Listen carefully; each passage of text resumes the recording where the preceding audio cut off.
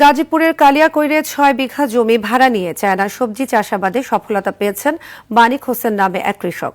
ভাড়া জমি থেকে প্রতি মাসে লাখ টাকা আয় হচ্ছে তার। স্থানীয়রা বলছেন, অন্যান্য সবজির তুলনায় চায়না সবজি চাষ সহজ ও লাভজনক। এদিকে উচ্চ মূল্যের ফসল উৎপাদনে কারিগরি সহায়তা দিচ্ছে স্থানীয় কৃষি বিভাগ।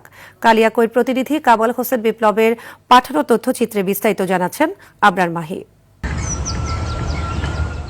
গাজীপুরের কোনাবাড়ির মানিক হোসেন গেল ১ বছর ধরে কালিয়াকৈর উপজেলার লতিফপুর এলাকায় ৬ বিঘা জমি ভাড়া নিয়ে চায়না সবজি চাষ করে আসছেন। প্রতি বছর ১ লাখ টাকা ভাড়া বাবদ জমির মালিককে দিলেও সব খরচ বাদে প্রতি মাসে লাভ গুনছেন ৭০ থেকে ৮০ হাজার টাকা।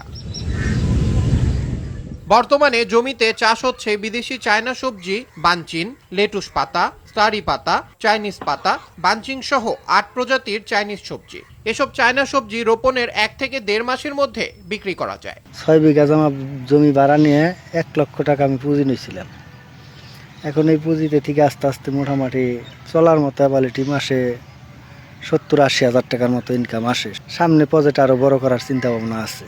দেশের বেকার যুবকরা যদি করতে চায় তাদের জন্য ভালো, তারা করতে পারবে।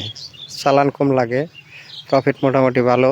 উচ্চ মূল্য ফসল উৎপাদনে সকল ধরনের সহায়তা দেওয়া হচ্ছে বলে জানান এই কৃষি কর্মকর্তা। ভবিষ্যতে আমরা চিন্তা করছি যে ওনাকে প্রয়োজনীয় পরামর্শের জন্য প্রশিক্ষণের ব্যবস্থা করব।